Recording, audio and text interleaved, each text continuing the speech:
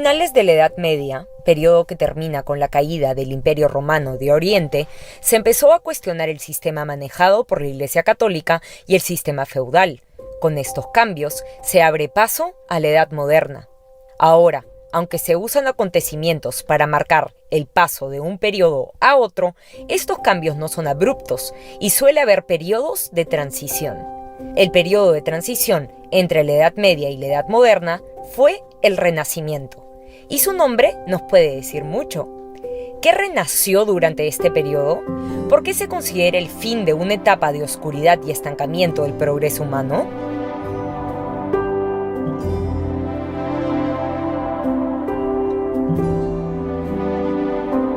Podemos colocar los inicios del Renacimiento a finales del siglo XIV. Este periodo llegó a su apogeo durante el siglo XV y se extendió por Europa durante el siglo XVI e inicios del XVII, para luego dar paso a un nuevo periodo denominado Ilustración, del que hablaremos más adelante. Así, revisaremos unos 300 años de historia que pertenecen a este movimiento y que, aunque se desarrolló de manera distinta alrededor de Europa, tuvo ciertas características comunes.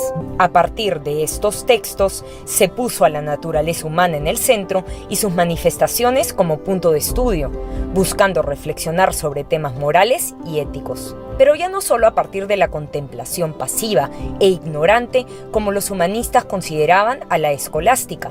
Buscaron un balance entre la reflexión y la acción que pueda llevar al hombre a su máximo potencial. Por otro lado, enfatiza al individuo y su dignidad.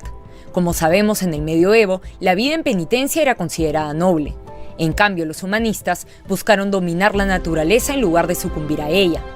En otras palabras, se pasó de un teocentrismo en el que todo giraba en torno a Dios y la Iglesia como institución universal a un antropocentrismo, con el hombre en el centro de todo. Así, se liberó al hombre de preconcepciones impuestas, aspirando a la duda y la crítica libre.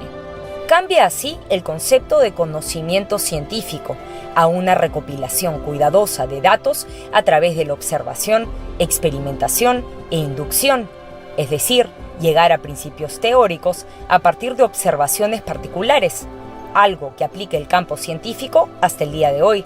Aprovechando la creación de la imprenta, los humanistas lograron reproducir y esparcir los textos clásicos y sus comentarios sobre ellos, que ahora podían ser más accesibles. Poco a poco, el humanismo logró reemplazar a la escolástica en el ámbito educativo, centrándose principalmente en la moral, filosofía, retórica, historia, gramática y poesía. Además, los nuevos textos clásicos alimentaron el conocimiento en física, astronomía, medicina, botánica y otras disciplinas dejadas de lado. Con estos cambios en la esfera del conocimiento, grandes personajes cambiaron la tradicional ciencia medieval. Por ejemplo, Copérnico postuló que la Tierra no es el centro del universo, como se había creído desde siempre. Es la Tierra la que se mueve alrededor del Sol y es solo un planeta más de otros tantos. Durante el Renacimiento se publicaron tomos relevantes en un gran abanico de disciplinas, como las matemáticas, la física, la biología y las ciencias naturales. Solo entre 1472 y 1500 se publicaron 214 libros de matemáticas. Los avances en geometría y matemáticas permitieron, por ejemplo, la construcción de nuevos barcos preparados para viajar largas distancias y la ilustración de mapas más precisos. Esto impulsó el descubrimiento de nuevas rutas de comercio y navegación en un contexto de expansión de Europa mediante exploraciones, conquistas y colonizaciones. Pero los cambios renacentistas no solo se dieron en el ámbito intelectual. El deterioro de la Iglesia Católica Apostólica Romana como institución central a finales de la Edad Media continuó durante el Renacimiento, culminando con la Reforma que dividió irreversiblemente al cristianismo, como veremos más adelante. La monarquía feudal desapareció gradualmente, dando paso a modelos de Estado en los cuales el rey alcanzaba un poder absoluto e ilimitado. Algunos justificaron su poder en el derecho divino de los reyes. En otras palabras, creían que habían recibido la autoridad de Dios para gobernar, uniendo en una sola persona el poder que antes había sido dividido entre el Papa y el monarca. A pesar de este absolutismo que surgió en muchos territorios de Europa occidental a partir del debilitamiento de la Iglesia, el progreso en el Renacimiento continuó su camino.